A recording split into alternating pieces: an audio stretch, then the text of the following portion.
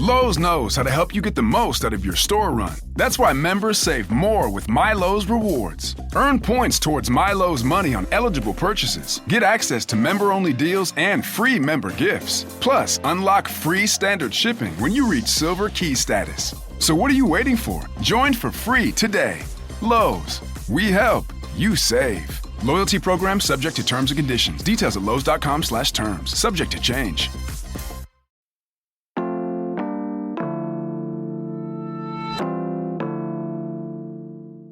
Today on CityCast Pittsburgh, a classic local bakery was gone, then returned, and now they're celebrating 150 years of baking in the Burgh.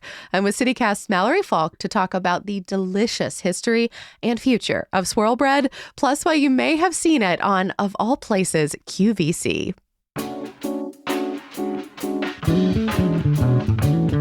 It's Thursday, February 20th. I'm Megan Harris, and here's what Pittsburgh is talking about.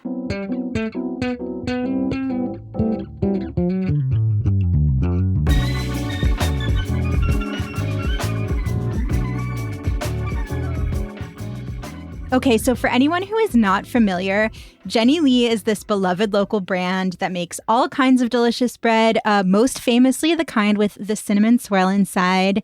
Megan, are you a Jenny Lee fan? Look, I knew we were going to do this, so I bought a loaf from my local Giant Eagle to reacquaint myself. I remembered liking it, but I wanted to introduce my 2-year-old to it. Mallory, he is rabid for this stuff. Like, I kind of have to be, kind of have to be careful now. He loves toast in all forms, but this is next level. Like, my clothes have been covered in cinnamon and sugar for days. That's true. It's a slightly messy breakfast treat, but it's worth it. Yes, it is literally a finger-licking treat. Well, it's a really good time to introduce new people in your life to Jenny Lee and to celebrate, because the brand is turning 150 this year, or like a little bit more accurately, the family that started Jenny Lee Bakery is celebrating 150 years in the business. I actually got to talk to the guy in charge of it all. His name is Scott Baker, perfectly named for this profession. Yeah, no kidding. And with his help, I'm going to give a little history lesson and also share some of the tasty things that he's doing to celebrate this milestone and how you can enjoy them. I love it. So let's jump in. What'd you learn? Okay, so first things first, the company behind the Jenny Lee name is a real family affair. So Jenny Lee is not a real person. This isn't some great-grandma or aunt or something. The name comes from a 1930s song that Scott's grandfather loved.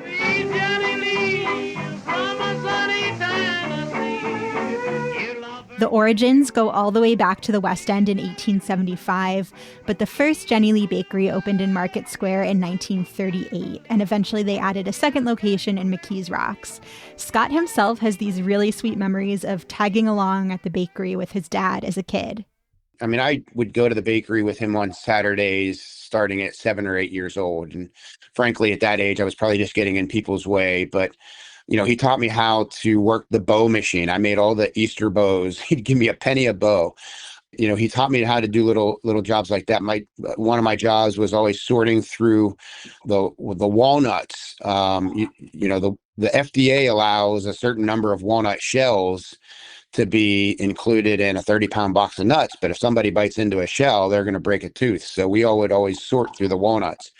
And he would give me a quarter for every walnut shell that I would find. Well, you know, being an entrepreneurial young, 8, 9-year-old, I'd find one big shell and I'd break that into 3 or 4 pieces. Instead of a quarter, I was getting $1. Cute. I really identify with that. My dad was a small business owner too, and I feel like there's like something central to the experience of like tagging along and also like learning how to be useful yourself.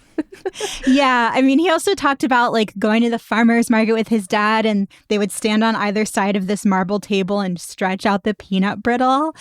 Just these really sweet memories that also feel kind of old-timey, I think. Yeah, definitely. So Scott eventually started running the business side of things, but then there was this series of challenges. There was a big fire at the bakery, and then like as soon as they recover from that and reopen, the recession hits. So in 2008, his parents decided to close the bakery and retire. I did not realize that there was a gap in this whole like swirl bread mythology, I think I thought that they were like cohesive throughout. Yeah, I mean, this actually coincided with when I left Pittsburgh for school, so I was none the wiser. I also didn't realize that there was this gap. One funny aside, I looked up the Yelp page for the Jenny Lee in Market Square because I just had a feeling there might be like a memorial post or two.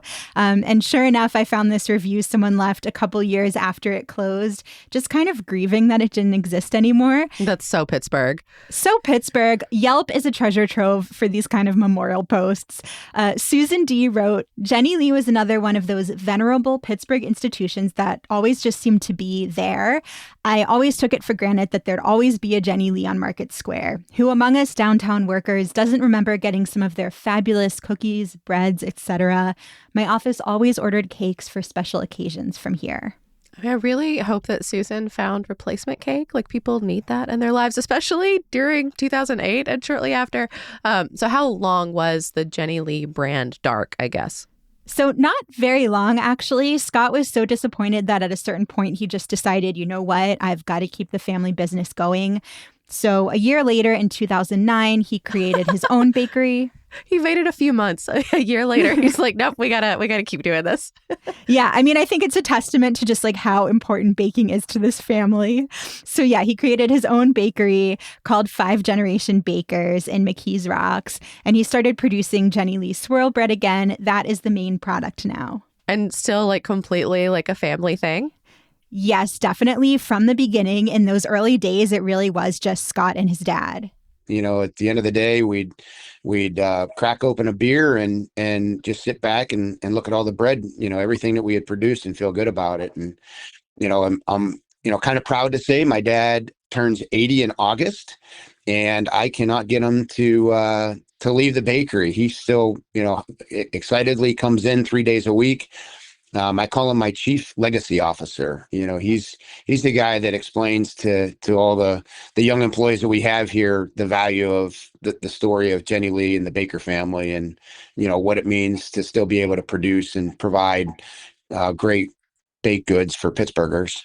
Well, so what about the recipe? Like, did that change at all from that like 2008 to 2009 period? Or, I mean, I guess if it's going back 150 years, maybe it's changed a few times. Yeah, Scott says people ask him a lot if it's the same swirl bread recipe as the 1800s. And he says it's kind of hard to answer. Like, this all started with his great-great-grandfather, but he was actually known for his donuts.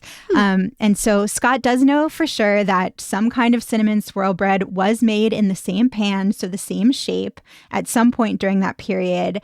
The surviving family recipe books are probably more than 100 years old now. But Scott said some stuff, you know, has been swapped out just because of improvements to modern ingredients. Like, he figures the original swirl bread probably had lard. At some point, the family switched to shortening. And then in the modern era, they've tried to cut trans fats. But he says the basics and the balance of, you know, flour, water, sugar, salt, fat, and yeast, that's all still basically the same.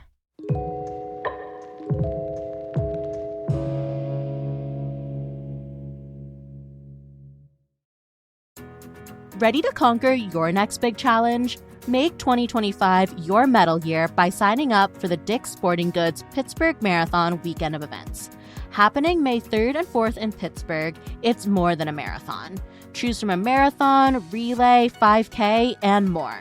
And if you prefer walking, join the popular half marathon walking division.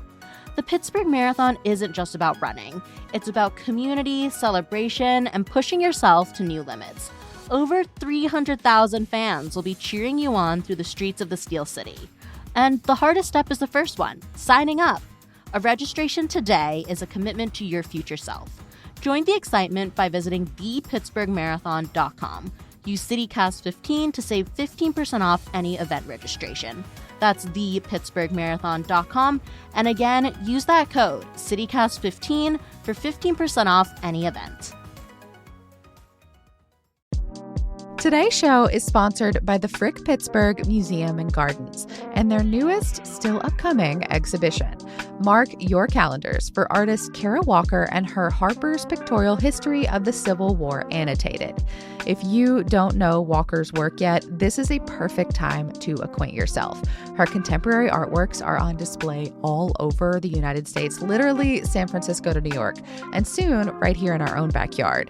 She has won a MacArthur Genius Grant, the Washington Post even called her this generation's Andy Warhol. She really brings the hype. Now, I have only seen pictures of this exhibition, so I'm going to be just like most of y'all, checking this out for the very first time. But we should look forward to big, big artworks. Walker's bringing 15 large-scale prints where she uses these striking black silhouettes over old Harper's Weekly engravings to depict the racist and violent reality that often gets glossed over in traditional historic narratives. Walker uses silhouettes in so much of her work. She says they really say a lot with very little information, just like a stereotype.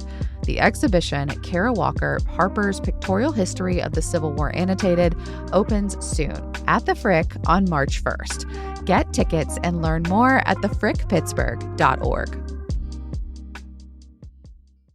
What sort of promises have you made to yourself this year? Maybe get in better shape or eat healthier, save more money, travel somewhere new. What about discovering a new culture by learning a new language? With Babbel, you can do that in just a few weeks. I'm CityCast CEO David Plotz, and I'm having such a good time learning Spanish on Babbel this year. I'm taking a trip to Mexico City in the spring, and Babbel is giving me the Spanish foundation that's going to make my trip so much better. Babbel's quick 10-minute lessons, handcrafted by more than 200 language experts, get you to begin speaking your new language in 3 weeks, or at whatever pace you choose. And because conversing is the key to really understanding each other in a new language, Babbel is designed using practical, real-world conversations. And one way they do that is with their own podcasts. I'm a podcast listener. I'm guessing since you're listening to this podcast, you are too. And I have been getting ready for my Mexico City trip by listening to Babbel's conversational podcasts. There's a short conversation you listen to, then an instructor talks you through what happened, and then you listen again, and then you catch everything when you listen that second time. There's also a great read-along transcript, too, which I love. The one I did today was with Maria and Carmela trying to make dinner plans, but Carmela is so busy. She's way too busy with work and yoga, but finally they agreed on brunch on Saturday. Studies from Yale, Michigan State, and other universities continue to prove that Babbel works. One study found that using Babbel for 15 hours is equivalent to a full semester at college. So let's get more of you talking in a new language. Babbel is gifting CityCast listeners 60% off subscriptions at babbel.com/CityCast. Get up to 60% off at babbel.com/CityCast. Spelled BABBEL.com/CityCast. Babbel.com/CityCast. Rules and restrictions may apply. So minimal tweaks after all these years. But what about like how they sell the bread? Like I've always find it in my local Giant Eagle, but I mean, I'm assuming they weren't doing that 100 years ago. Yeah. And it's not just, Giant Eagle and other grocery stores that are newer. During the pandemic, they actually started selling their bread on QVC.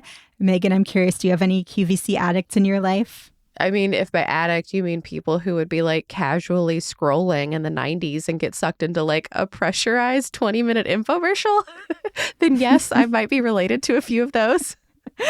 The QVC lover in my life was my non-Pittsburgh grandma. And so I just love the thought of her, turning on the TV, getting ready to admire some sparkly jewelry because that was always her favorite. And then learning about this Pittsburgh product. I really wish she could have lived to see the day. Cute. But anyway, Scott says that through their partnership with QVC, they have shipped Swirl breads to more than 65,000 households in all 50 states last year. So just last year? Yeah, just last year. This stuff is popular. Wow. And as he put it, they've sent a little bit of Pittsburgh all over the country, which I think is really nice. I wonder how often Scott is on QVC. He really knows how to sell that bread. Apparently. Okay, you've got the inside source. Did you ask him about his favorite Jenny Lee products or how he likes to eat it? I feel like cinnamon raisin is the only one that I ever see in my local store, but that could just be because like I'm not the early bird. Like I'm not getting like the choice selection. I don't know. I think the sweeter products like cinnamon raisin, cinnamon swirl, those are the favorites. And so Scott actually had kind of a hot take because, of course, I did ask him about his favorite product and he went in a different direction than some of these sweetbreads. I'm really loving using our savory breads. We make some savory breads in that same pan, a California tomato basil, Italian olive focaccia, and Parmesan garlic and herb. And I tell you, they make fantastic grilled cheese sandwiches. It's a thicker slice than the cinnamon swirl breads. It's about 5/8 of an inch thick. So I just, slap some butter on it, put it in the griddle, throw some cheese on it, and just kind of smash it down. Oh my God, the grilled cheese sandwiches on these breads is just like nothing better on a cold winter morning. An Italian olive grilled cheese. Do I have to turn on QVC to order this stuff? You can also order directly from their website, so you've got options. Yeah, I would need like a local connection here. Let me truck over to McKees Rocks and like pick up a few loaves, By the time I was done talking with Scott, I was very ready for lunch and very sad I didn't have a loaf of savory bread in my kitchen. So you mentioned a celebration, 150 years. How does Scott recommend celebrating? Yeah, so there are two main ways you can do it. Scott says when he started his own bakery, 5 Generation Bakers, he brought back the swirl bread, but not the other items that you used to get at Jenny Lee and Market I didn't even Square. think of that. Yeah. Yeah, like the fabulous cookies that our friend Susan D mentioned in her Yelp review, those don't exist anymore. But it doesn't mean that people have stopped craving them. Jenny Lee closed in 2008, and 17 years later, people still say, Scott, can you make those blueberry muffins again? Can you make the chocolate chip cookies? And I've always been no, but now I can add, but you can. I love that. It feels very Pittsburgh to like go back and harass the like modern owner of an established older business and be like, but can you make this special thing I loved from a generation ago? Yes, Pittsburghers will never let go of anything ever, which is something I love about us. But so, he heard this call and 5 Generation Bakers just started selling dry mixes based on the old family recipes. So there's mixes for chocolate chip cookies, yellow cake, sweet dough, and classic muffin. This was, all done to mark this 150-year anniversary. Scott says it took lots of taste testing and dozens of iterations, but he thinks they really nailed it. So you can't stroll into his bakery and get a cookie, but you can make one at home that he says will like transport you right back to Market Square. Well, now that I'm hearing this, I'm kind of like sad you didn't call him like much sooner. Like that is the kind of market research that we here at CityCast really want to be a part of. That's true. We missed a real opportunity. Scott, if you're listening and you ever need taste testers for future endeavors, please give us a call. 1,000%. But, you still can benefit from their research. So right now you can order the dry mixes on their website, which is jennyleeswirlbread.com. They are also available through QVC, of course. And they have a partnership right now with USA Pan where you can buy a muffin pan and then get a box of Jenny Lee muffin mix. So if you're on the market for a new muffin pan, this is something to consider. And he's hoping somewhere like Giant Eagle or Shop and Save will eventually carry these dry mixes, along with little boutique shops and gift stores. He's looking into that right now. Man, what about the breakfast nooks? Because I keep seeing that phrase listed different places when they're talking about the swirl bread, but I actually have no idea what a breakfast nook is. Okay, so we're going to start with the origins. Here's Scott. Breakfast nook comes from my grandfather who passed in 2004. When my cousins and I would hang out at his house for a weekend or whatever, in the morning, we'd always crowd into, he had his little breakfast nook off of his kitchen, and he was the founder of Jenny Lee. And so the name just kind of evokes memories of my grandfather and old fashioned thoughts and hanging out with grandma and grandpa. So yeah, they're planning to open a chain of restaurants called Jenny Lee Breakfast Nooks. They want to do it around the city starting this year. The idea is to build the entire menu around Jenny Lee breads. So someone can make that grilled cheese for me? Exactly. That's the idea. There's going to be grilled cheese on their lunch menu. They'll have a breakfast menu with things like a breakfast sandwich on cinnamon swirl French toast. And Scott told me, I don't think this has actually been shared anywhere else yet, that the goal is to open the first one on East Ohio Street in April or May. Wow. And they're hoping to get 2 or 3 locations up and running total this year. That is incredibly ambitious, but I love all the extra love for our Northside neighbors. Good for them. Yeah, so we will definitely keep you posted on when the first Breakfast Nook opens. You can always find food updates and news on our website, pittsburgh.citycast.fm. But one of the things I love so much about this particular story is that this local family business has found this way to survive when a lot of others haven't. I found this old PG article from when Jenny Lee Bakery closed back in 2008. And it was talking about how lots of independent bakeries had been disappearing around that time. You know, people used to stop at the bakery as part of their normal grocery routine. But then you had grocery stores like Giant Eagle and warehouse clubs like Costco that have their own bakeries, in my view, legitimately great bakeries. And so it just became harder for these independent spots to stay open. So the fact that Jenny Lee is continuing on in some form 150 years later feels pretty special. Yeah, so stay tuned. More Jenny Lee news to come.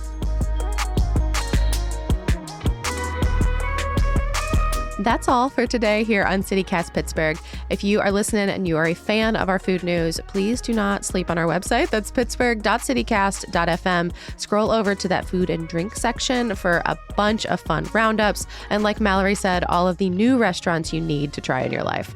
We will be back tomorrow with more news from around the city. Talk to you soon.